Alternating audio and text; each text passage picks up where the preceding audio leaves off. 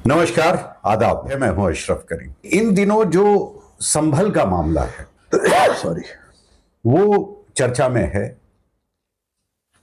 ऐसे social media पर हर दिन उस पर कुछ ना कुछ बात होती रहती है। मेरे जहन में यह बात तब आई जब दुष्यंत दवे साहब करण थापर के इंटरव्यू में रो पड़े और वजह भी बताई उन्होंने कि वो क्यों रोए। कानूनी पेच है इसमें। हालांकि प्रशांत भूषण साहब ने कहा कि ये तो वो मामला है जिसे कोर्ट को एडमिट ही नहीं करना चाहिए, यानी वो तो रिजेक्ट हो जाना चाहिए था। तो क्या कानूनी पेचीदगियां हैं इसमें, ये जानने के लिए आज हम आए हैं जनाब फरीद खान साहब से मुलाकात करने, जो कि सीनियर लॉयर हैं मुंबई कोर्ट में। उनसे जानेंगे। फरीद साहब, बहुत बहुत खुश आमदीद, स्वागत है आपका। अशरफ साहब, आप किस तरह से देखते हैं इसको? मुझे लगता है कि जैसे आम हिंदुस्तानी जो अपने मुल्क से मोहब्बत करता है, जो इस मुल्क की फलाह ग्रोथ के लिए, तरक्की के लिए दुआ करता है, वो इन हादसों से और इन किस्म के जो इंसिडेंट्स होते हैं उससे बहुत हाथाहाथ होता है।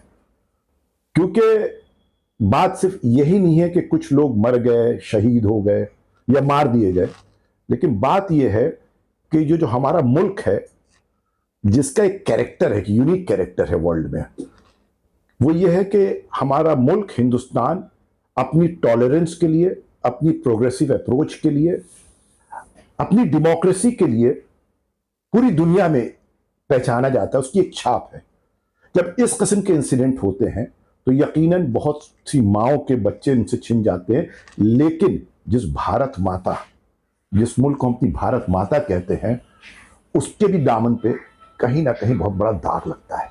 ये बहुत अफसोस की बात है, ये बहुत गलत है बात। दूसरी बात यह है कि पोस्ट कोरोना, मैं इसको दूसरे तरीके देखता हूं, पूरी दुनिया में एक तरह का रिसेशन है। पूरी दुनिया हिंदुस्तान की तरफ एक उम्मीद की नजर से देखती है कि ये विश्व गुरु है। विश्व गुरु नहीं है तो हो सकता है ये मुल्क पूरी दुनिया को सोलैस प्रोवाइड कर सकता है। ये पूरी दुनिया के लिए एक रे ऑफ होप है। अगर जिसको पूरी दुनिया as a ray of hope देखती हो, उसी मुल्क में अनफॉर्चुनेटली अगर डिस्टर्बेंसेस हो जाए तो हमारा मुल्क ही सरफर नहीं करेगा, बल्कि तमाम दुनिया के लोग इससे आशा करते हैं कि ये एक स्रोत है तरक्की का, वो सब भी मायूस होते हैं। तो इस किस्म के जो क्राइम्स होते हैं, इस किस्म के जो डिस्टर्बेंसेस होते हैं, वो these are not crime against the country only, but they are crime against the humanity in itself. तो मैं इसको लार्जर एंगल से देखता हूं। ये आज की बात नहीं है। एक लंबे अरसे से इस तरह की चीजें होती रही जी, जो आपने भी देखा और हमने भी देखा। अब इसके पीछे की जो राजनीति है और उसका जो रिजल्ट है, वो भी हमने और आपने देखा। लेकिन आज भी मैं ये दावे के साथ कह सकता हूं कि इस देश में एक बड़ी आबादी है जो ये सब जो चीजें हो रही हैं उसे पसंद नहीं करता है,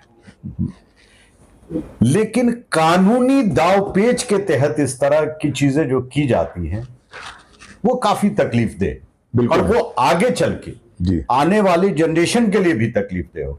बिल्कुल। क्योंकि 500 साल पहले क्या हुआ जी, या 1000 साल पहले क्या हुआ, वो आज क्यों तलाश रहे हैं, उसकी जरूरत क्या आन पड़ी।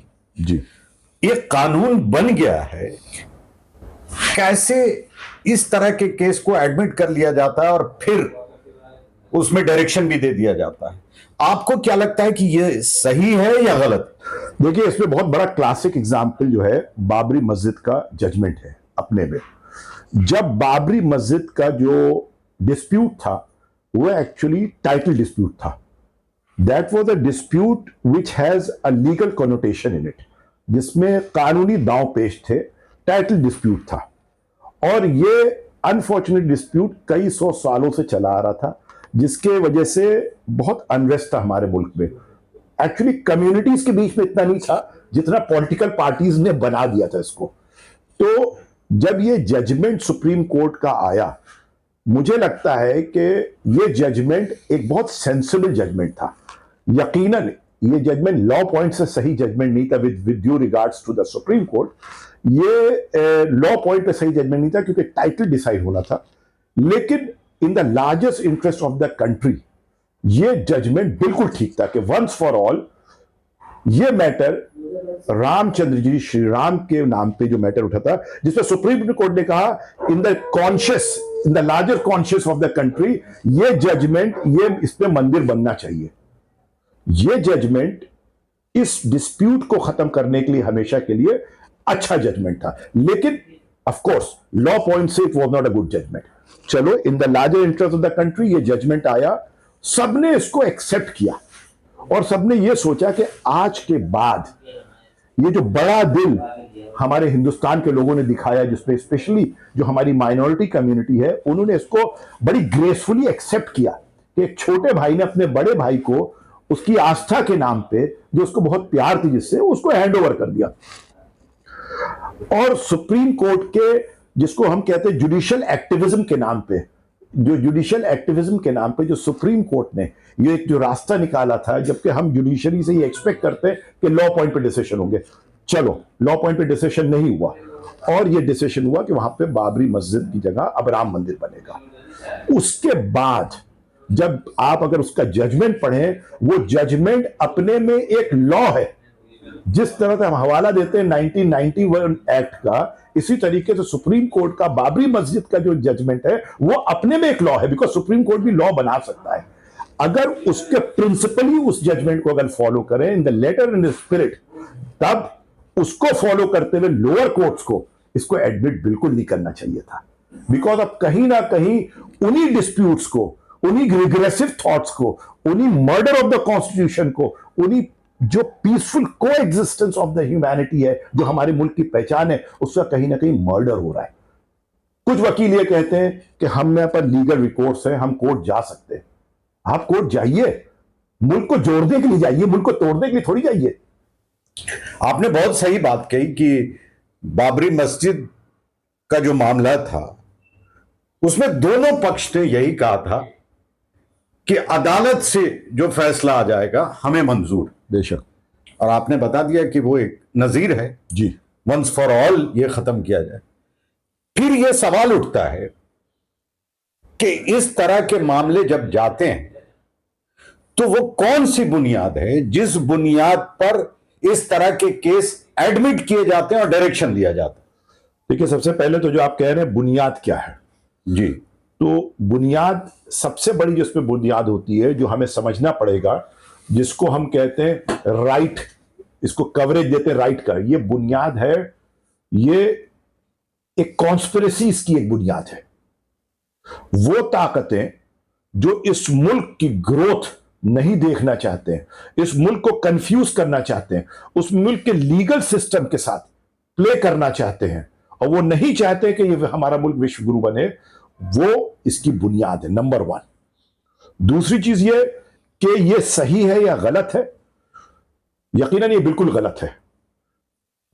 किसी को भी जब ये वंस फॉर ऑल डिसाइड हो चुका है, हमारा मुल्क एक नजीर बन चुका है दुनिया के सामने के, तरह तरह के मजहब के लोग यहां पीसफुली रहते हैं, अमन से रहते हैं, अपने रिलीजन को प्रैक्टिस करते हैं, प्रोपोगेट करते हैं।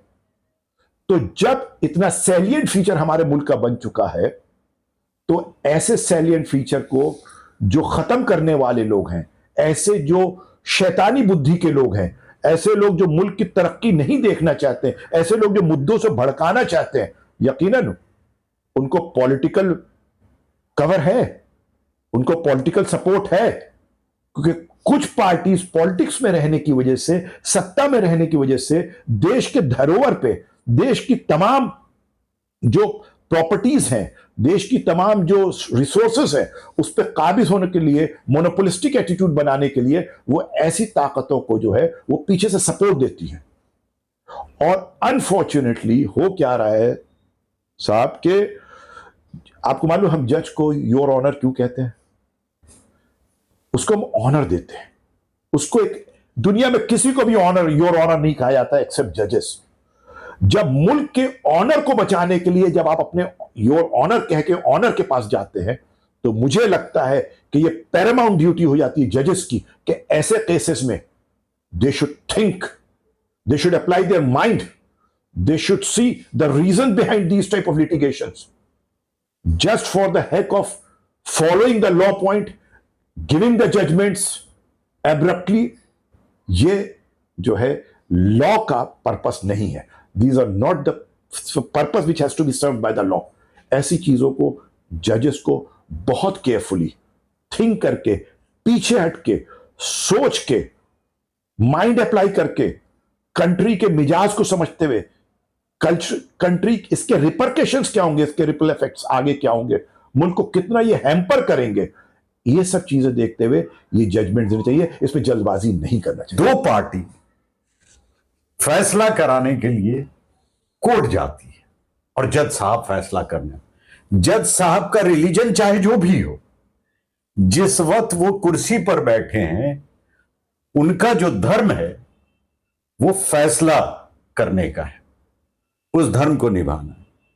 लेकिन पिछले कुछ दिनों से ऐसा लग रहा है, मुझे नहीं, जो बड़े सीनियर लॉयर्स हैं जो सोशल मीडिया में बातें कर रहे हैं, कि वो भी पार्टी बनते जा रहे हैं इसके। ये जिस तरह के डायरेक्शन या फैसले आ रहे हैं उससे ये आभास होता है कि वो पार्टी बनते जा रहे हैं। क्या आप ऐसा महसूस करते हैं? देखिए, मैं इस किस्म का ब्लैंकेट स्टेटमेंट नहीं दे सकता, बिकॉज मैं एक लॉयर हूं। I have got a high regards and high respect for the judiciary. Judiciary as such तो पार्टीज की नहीं बन रही है, लेकिन हो सकता है, हम सब जजेस भी ह्यूमन बीइंग्स हैं, हो सकता है कुछ जजेस, कुछ उन पोजीशंस पे बैठे हुए जजेस, वो they are swayed away by some other factors like emotional factor, religious factor, political factor या पोस्ट रिटायरमेंट बेनिफिट फैक्टर, जो दिखने को मिला पिछले कुछ दिनों में। ये भी हो सकता है। हाँ भाई देखिए, जग जाहिर है, ये कोई ऐसी बात तो नहीं है। मैं एलिगेशन ये हम आप नहीं कह रहे हैं, वो तो दिख रहा है। जग जाहिर है, ये ऐसे एलिगेशन में नहीं लगा रहा हूं, but this is what is happening. ठीक है, लेकिन जुडिशरी जो है वो जो है, it's a custodian of a constitution, it is a custodian of our democracy. आज हमारे जितने भी राइट्स हैं वो सिर्फ पेपर में ही रह जाते अगर जुडिशियल सिस्टम ना होता, अगर ये कोर्ट्स नहीं होते, अगर उनको प्रोटेक्ट करने वाले लोग नहीं होते, आपको रिलीफ देने वाले नहीं थे।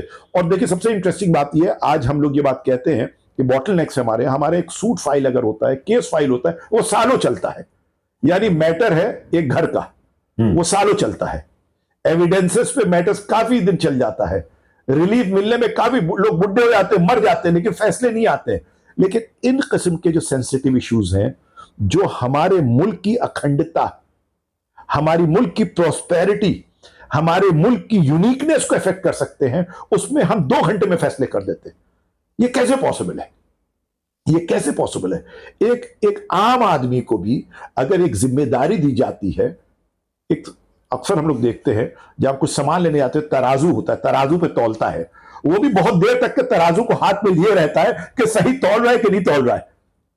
आधा किलो तौलने के लिए भी वो कुछ सेकंड और कुछ मिनट्स लगाता है। लेकिन आजकल क्या हो रहा है, ऐसे जलाई मुद्दे, ऐसे मुद्दे जो इंस्टिगेट करते हैं, अनरेस्ट क्रिएट कर सकते हैं, अनफॉर्चुनेटली वो जो है matter all of a sudden decide कर जाते हैं। पुलिस भी रेडी हो जाती है, सब कमिश्नर भी रेडी हो गया, वकील साहब भी जा रहे हैं। ये कुछ, I think there is something fishy in it. Of course fishy है। आपने तराजू का एग्जांपल दिया, हमने कई बार देखा है कि यकीन तो तराजू पे है, लेकिन जो जिसके हाथ में तराजू है वो डंडी भी मार देता है। वो बचपन में आपने भी सुना होगा, तो हाँ, तो वो डंडी मार देना। लेकिन मैं ये कह रहा हूं कि आपने कहा कि they are custodian of constitution, जो लॉ, जैसे अभी ये संभल वाले मस्जिद का मामला ले लें, 500 साल पहले, 1000 साल पहले क्या हुआ, क्या लगता है कि उसे देखने की जरूरत है? एक कानून बन गया कि साहब 1947 में जो था वही रहेगा, उससे पहले जो भी रहा। तो ये जांचने के लिए कि इससे पहले क्या था, अगर मिल गया कि हां भाई ये कुछ और था, तो क्या होगा फिर? कानून में कोई प्रावधान है ऐसा? देखिए, जो या सिर्फ इशू बनाना है इसको? देखिए, जिस सेक्शन, अगर आप लेटर एंड स्प्लिट कानून का देखना चाहते हैं, तो उसके हिसाब से जो 1991 का जो लॉ है, जो स्टैट्यूट है, जो एक्ट है, उसके हिसाब से कुछ भी नहीं हो सकता, उसका कैरेक्टर चेंज नहीं किया जा सकता। पहली बात तो ये, अगर आप लॉ को मानते हैं और लॉ एस्टैब्लिश्ड लॉ को मानते हैं, तो आप सर्वे करा के क्या मालूम करना चाहते हैं?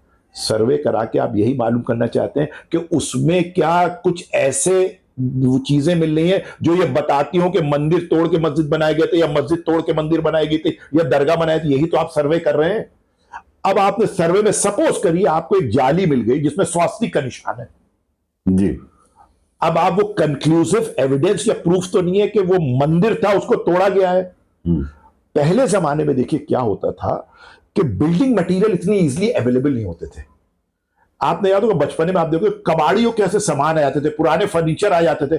क्या जिस टाइम हम फर्नीचर या मेज अपने घर में लाते थे, तो क्या उस मेज को लाते वक्त हम ये सोच के लाते थे कि हिंदू की मेज है, मुसलमान की मेज है?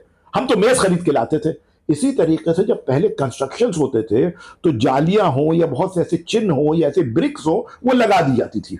अब अगर वो लग गई और 500 साल बाद, 300 साल बाद आपको एकदम से शरारत सूझ गई, एकदम से आपके अंदर जो है एक पॉलिटिकल डेविल आपके अंदर आ गया, और आप एक्चुअली दुश्मनी कर रहे हैं अपने मुल्क के साथ, इन किस्म की किताबों का हवाला देके, इन किस्म के एविडेंसेस और सर्वेस का हवाला देके आप इस मुल्क में यूनिवर्सिटी बनाने का टाइम है। आप बहुत नालंदा की बात करते हैं, एक दूसरी बड़ी नालंदा बनाइए ना। तो बिल्कुल साफ जाहिर हो रहा है कि इसमें क्या था क्या नहीं था ये जानना कम है, बल्कि इसे एक मुद्दा बनाना है। इस मुद्दे से जो डिवीजन है वो घातक है, वो नुकसानदेह है। ये बात तो आप भी कह रहे हो, सभी यही कह रहे हैं। अशरफ साहब, मैं एक बड़ी इंटरेस्टिंग चीज बताने जा रहा हूं आपके माध्यम से आपके ऑडियंस को, अपने ऑडियंस को। वो ये है, ये मुल्क, हमारा कंट्री इस टाइम एक अप्रोच पे चल रहा है, वो है मोनोपोलिस्टिक अप्रोच। इस हमारी कंट्री को एडमिनिस्टर करने के लिए, इसके इकोनॉमिक बेनिफिट उठाने के लिए, we have divided this democracy into 3 parts. एक वो लोग हैं जो सत्ता में हैं, जो राजा है, जो सारे रिसोर्सेस पे काबिज हैं, जो सारे रिसोर्सेस को मोनोपोली क्रिएट करना चाहते हैं, मोनोपोलाइज करना चाहते हैं। और दूसरे वो लोग हैं सेकेंड डेमोक्रेसी में, हमारे वो लोग हैं जो उनको सपोर्ट देते हैं, जो इनके इस मंसूबे को बनाने में, मेंटेन करने सपोर्ट। और बाकी 80% लोग वो हैं जिनको आप 2 वक्त का खाना देते हैं।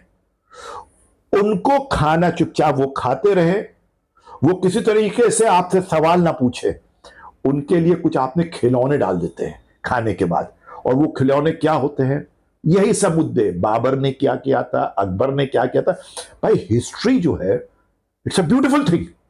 हिस्ट्री से आप अच्छी चीजें निकालिए ना, हिस्ट्री से वो चीजें निकालिए जो हमारे लिए, हमारे फ्यूचर को और मजबूत बनाती हो।